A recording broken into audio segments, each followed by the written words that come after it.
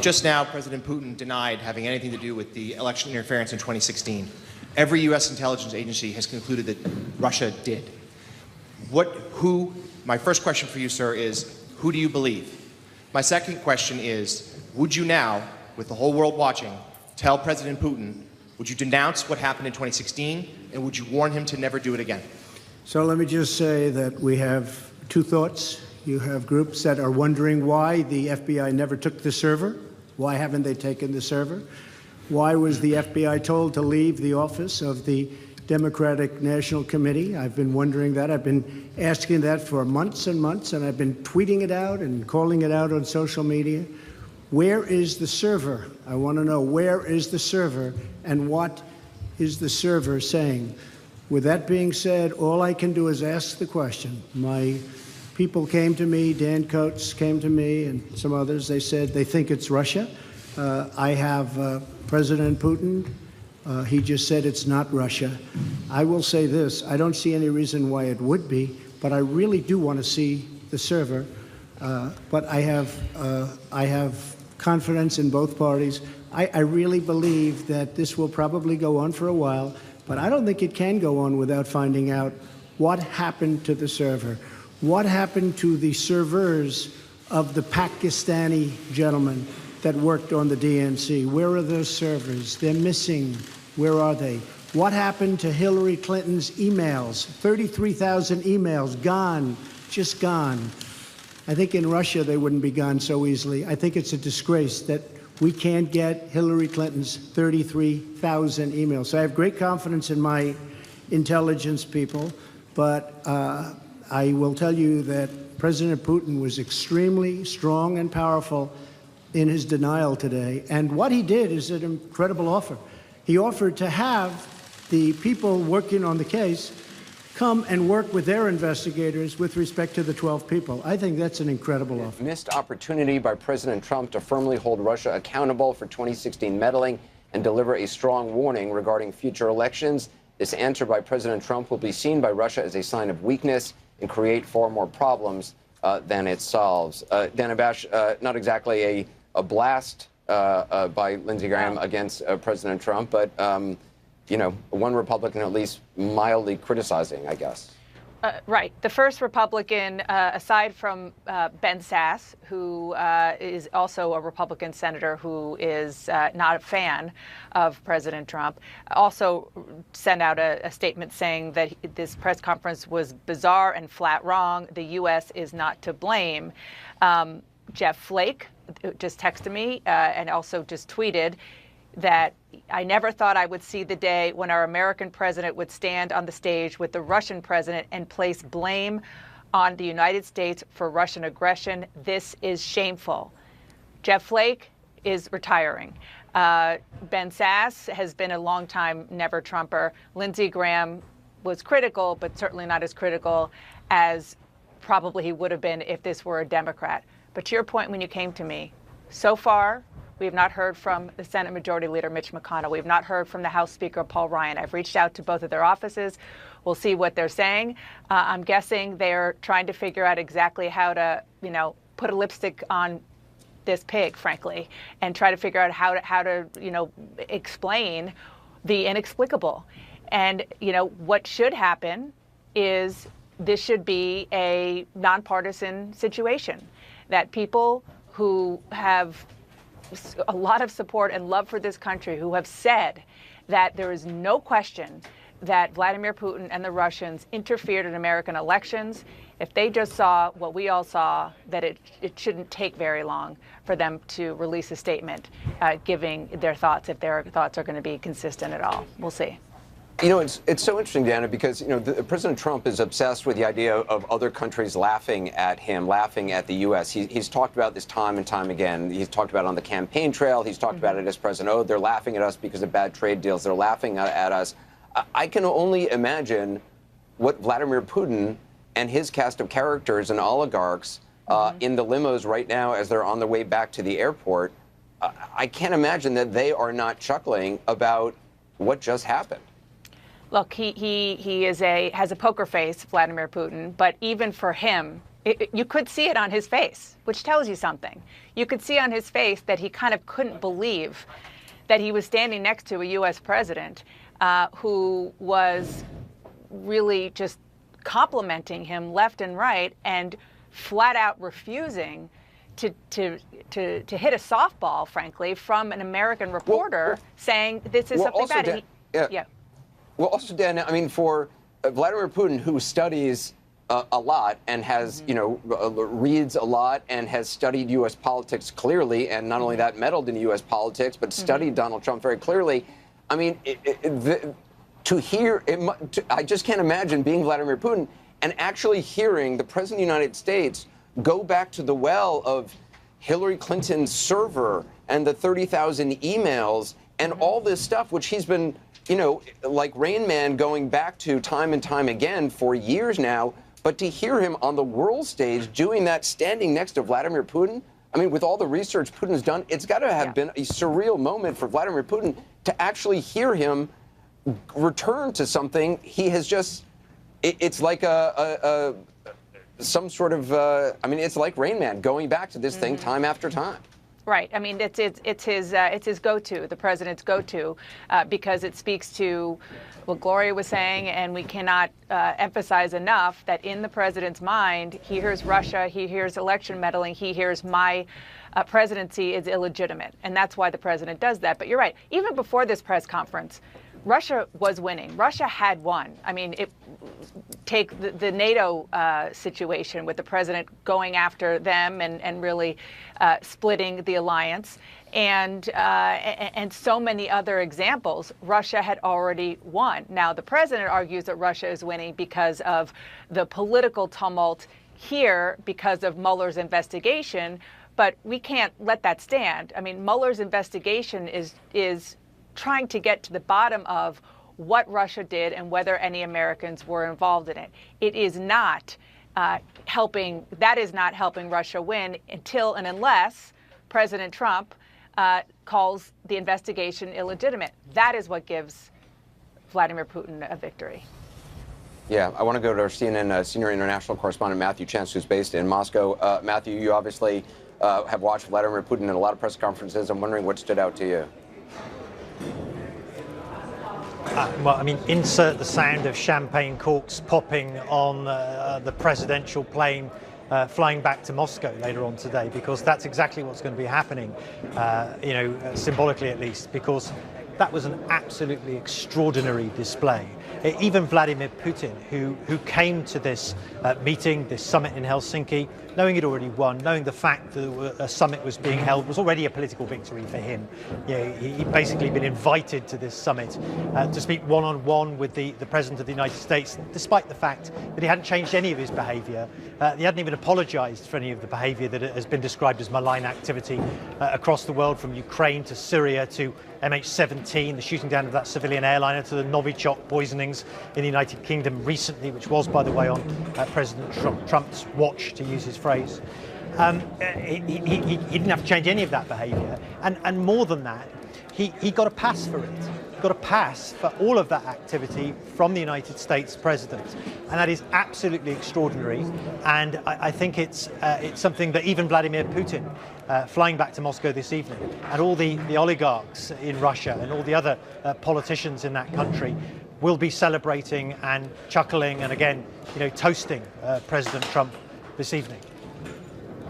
I want to also go to CNN's Nick Robertson for your perspective. Now, Nick, you talked about the first time these two world leaders met in Hamburg, that essentially the U.S. got played on Syria and the creation of some of these safe zones that were anything but safe for the people who actually were lulled into the false sense of security of being there. They've now been under attack systematically. I'm wondering what you make of how the U.S. fared in this meeting.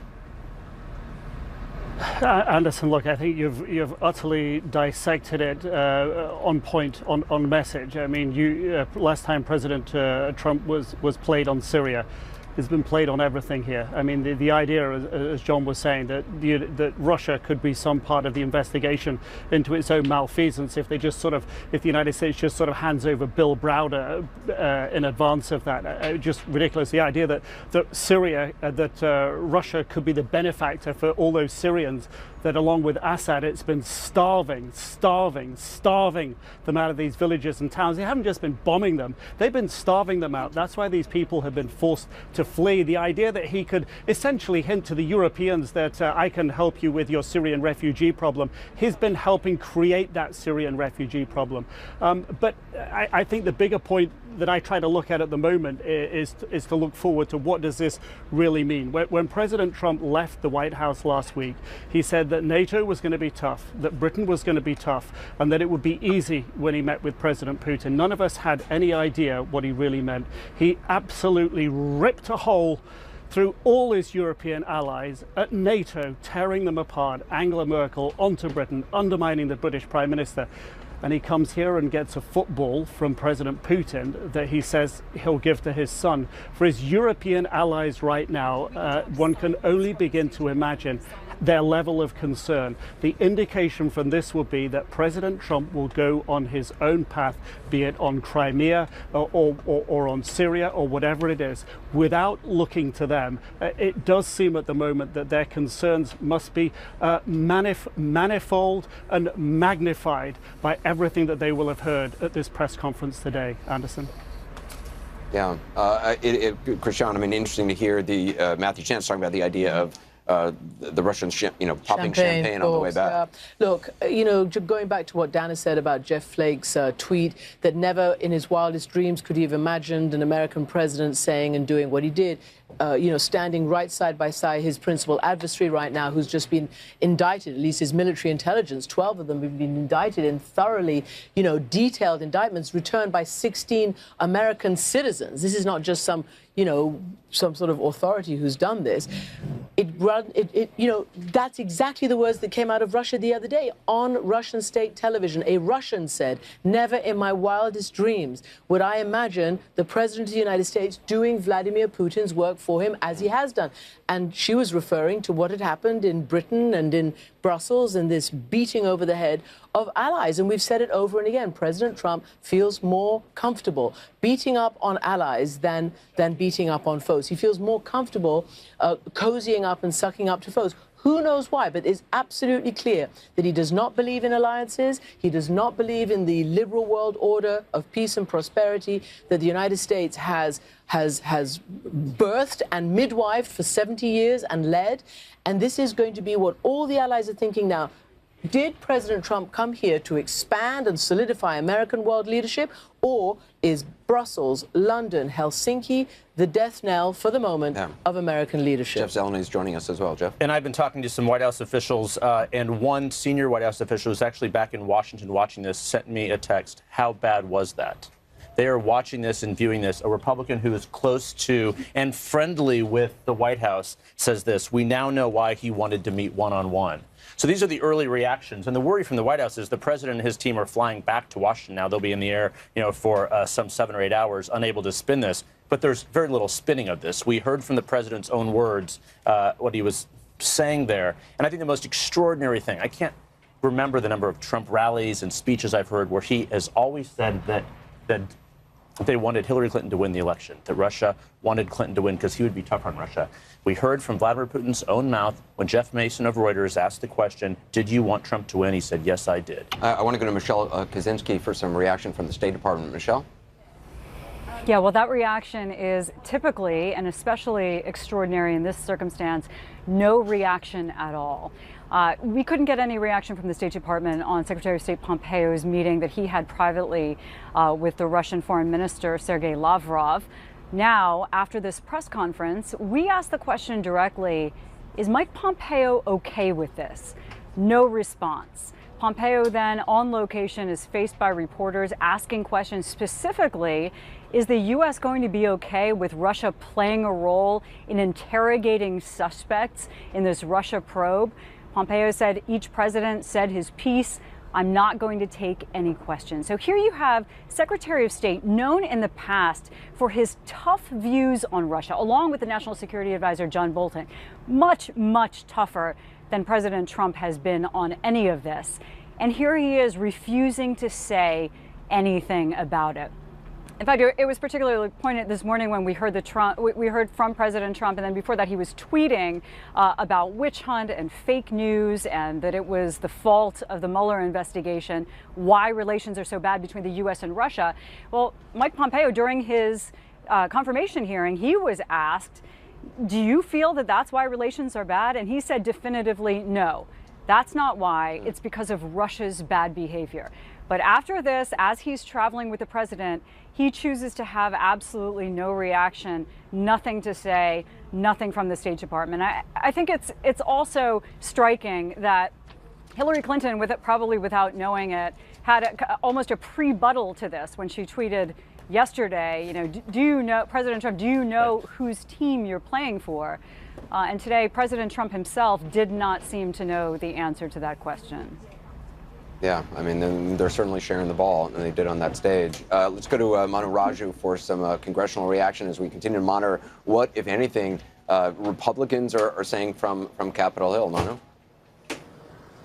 We haven't heard a whole lot from Republicans yet, Anderson, and one reason why is because this is Monday and members are starting to just trickle in. We've heard some members on Twitter, some Republicans, the usual critics of President Trump, voicing their significant concern. People like Ben Sass calling it bizarre to say that the United States was involved. It had bared some responsibility for the deteriorating U.S. relations with Russia.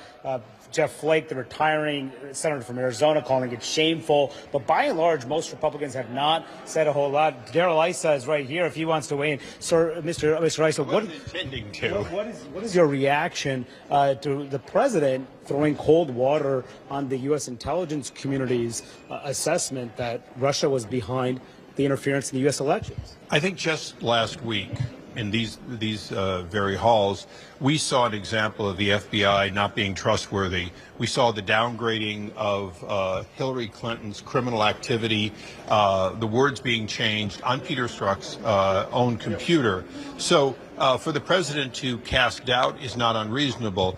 At the same time, we take those charges seriously, and so I personally would neither rule in nor rule out the validity of a very interesting and odd-timed indictment of people who can never be brought to justice, and for whom there's even a question of how do we know? Did we use spy technique in order to find out? Did we hack them in order to find out who they were? So I think for the president to cast doubt is appropriate. I don't cast doubt on the U.S. intelligence community. Cast doubt on the validity of any number of these things. That's fair. Having said that, Putin is an evil man who has killed many people in his own country. There's no question at all that Russia is still an adverse entity to the United States. And so no different than Ronald Reagan, we have to work with them. At the same time, we cannot trust Russia fully. So you're okay on the world stage, the President of the United States not calling out U.S. election interference and also not calling for the extradition of those 12 Russians who were indicted by the Mueller probe. Well, I've said repeatedly that the calls for extradition are absurd. They're not going to happen. We don't extradite our spies when they get alleged or even caught doing things, and vice versa. Having said that, I want to see the information of those indictments go forward. The fact that they'll never be brought to justice doesn't change the fact that we should know more about what we believe they did and how they did it. And that's where I stand, is let's flesh this out and see if it's real. Let's remember that we're more than a year into an investigation that claims there was that there was collusion with the Russians without a shred of evidence there was. So, doubting something until it's been vetted and verified is reasonable. Having said that, I'm going to repeat. I find Putin somebody we have to deal with, but somebody who is obviously part of that old evil empire and hasn't changed his stripes. Thank you. Thank you, sir. So there you have it, Anderson, one prominent Republican defending the president. Back to you. I mean, Manu, correct me if I'm wrong, he's speaking out of both sides of his mouth there. I mean, on the one hand, he's raising doubts about the indictments of these 12 Russian agents. He's being very critical of Putin, but then he says he wants to see where that investigation goes. He's raising concerns about how the intelligence was gathered on those indictments. It's an interesting tack that Representative Issa is taking there. Yeah, and he's also saying it's okay for the president to sow doubt on the U.S. Intelligence Committee's assessment that Russia was behind the attacks, that it tried to help President Trump become President Trump. You're seeing some so his allies here in the House starting to rally behind him in a real split, Anderson, and the Republican Party about Russia. The usual critics speaking out, but his allies in the House certainly giving the president some cover and feeling okay about what he said, what he just did on the world stage, Anderson. Yeah, Manu, I appreciate that interview we were able to grab right there with Representative Issa. I want to go to Gloria Borgia, and Dana Vaush is also standing by. Gloria, I mean, again, if we're looking for profiles in courage and folks in Congress standing up, I'm not sure. We might want to get a magnifying glass out here. Right. I mean, it's kind of stunning. It's only the people who are leaving who are able to call this disgraceful and shameful, as Jeff Flake did, because, just in trying to take all of this in this morning, and there's so much, I was sitting back and thinking, am I watching an American president appease Vladimir Putin, who admitted that he did want Donald Trump to win, even though, as Jeff points out, Trump said during the campaign, no, Putin would really want Hillary Clinton to win, not me. He admits he wanted Donald Trump to win. He calls the American justice system and the charges against his intelligence officials utter nonsense. And the president just sits back and starts talking about the Democrats and Hillary Clinton. And I think this is a moment for people to decide, not only members of Congress, particularly in the Republican Party, but also for people inside the administration. What are they going to do? I mean, Jeff is pointing out they're all flying back right now, and they're going to try and figure out some way to spin this. I don't know how they can. But if you're the DNI, and you have just said that the red lights are blinking the way they were before 9/11 in terms of talking about Russian interference in American elections, and you have every intelligence agency behind you, and you've explained this to the president multiple times, how do you stay and do your job? How can these intelligence officials stay? Mueller will no doubt continue, but I guarantee you he's not going to bring his evidence to Russia and share what he's got, as Putin might want. But I think it's a moment of decision for people who work for this president right now. People like John Kelly, for example, who have to sort of scratch their heads as they go back to Washington and say, how can we talk about this now when everybody around the world has seen the president stand next to Vladimir Putin and basically cave and say, yeah, sure, fine, there were problems on both sides. He caved. Gloria, I want to bring in a former Director of National Intelligence, James Clapper, who's joining us by phone. Director Clapper, your thoughts on what you heard. I mean, what did you think? Have you ever seen anything like this? Anderson, no. I like everyone else, I'm struggling with, some way to capture or describe what we just witnessed. It is truly unbelievable. And on the world stage, in front of the entire globe, the President of the United States essentially capitulated and seems intimidated by Vladimir Putin. So it was amazing and very, very disturbing. Do you have any sense of why he, in your words, capitulated, why he seems intimidated by Vladimir Putin? I really don't know. I've wondered that from the outset, whether he's just overwhelmed with or impressed with autocrats in general, but particularly Vladimir Putin. Who seems to strike the image that our president unfortunately admires. But I just thought that was just an incredible performance. You know, Director Clapper, there are probably a number of people who support the president who watched that press conference and may be watching right now who say, look, this is you all are overreacting. What's the big deal? Okay, maybe some of the things he said, you know, it wasn't Ronald Reagan telling, you know, Gorbachev in a speech to tear down that wall. It wasn't Ronald Reagan saying trust but verify. But, you know, it wasn't all that bad. Can you just explain why you think it was so appalling, why you think it was so damaging?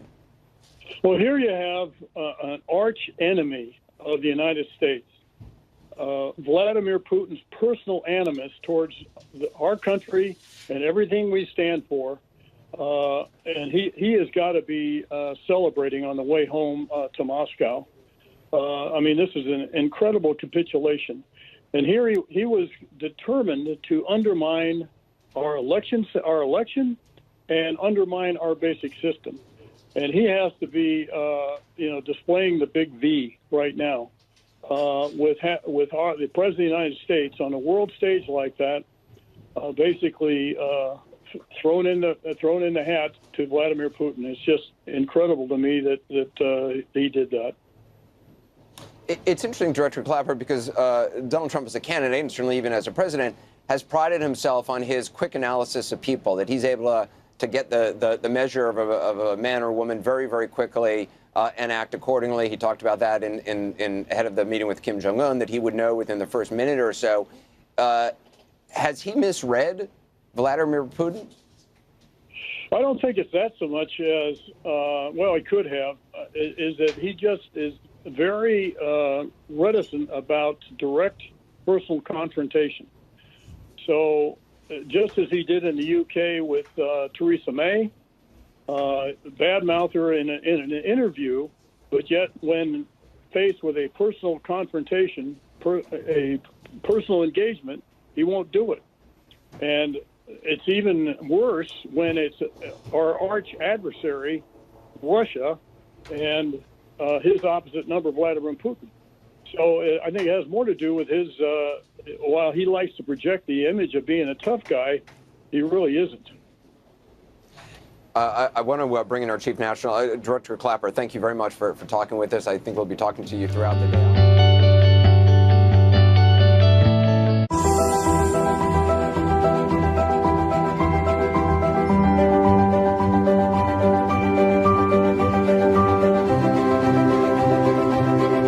Trump. Here's a guy who has called Haiti and African nations S-hole countries. Here's a guy who in 1973, as you already indicated, was found in a judgment by the Department of Justice to be a discriminatory person when it came to black people.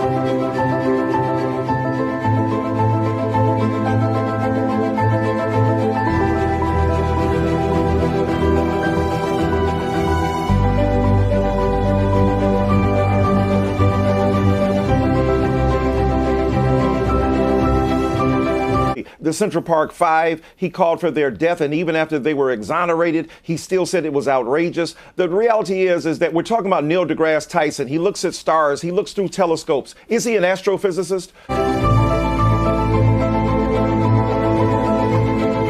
Well, the reality is this. Donald Trump talks like a racist, thinks like a racist, makes statements like a racist, conjures emotions that give succor and support to white supremacists and white nationalists. Yeah, he's a racist because racism is as racism does. So this attempt to avoid it, and here's the problem. Martin Luther King Jr. said, it's not the white supremacists who are the problem, it's white moderates and conservatives who tend to be complicit with that by trying to dismiss it.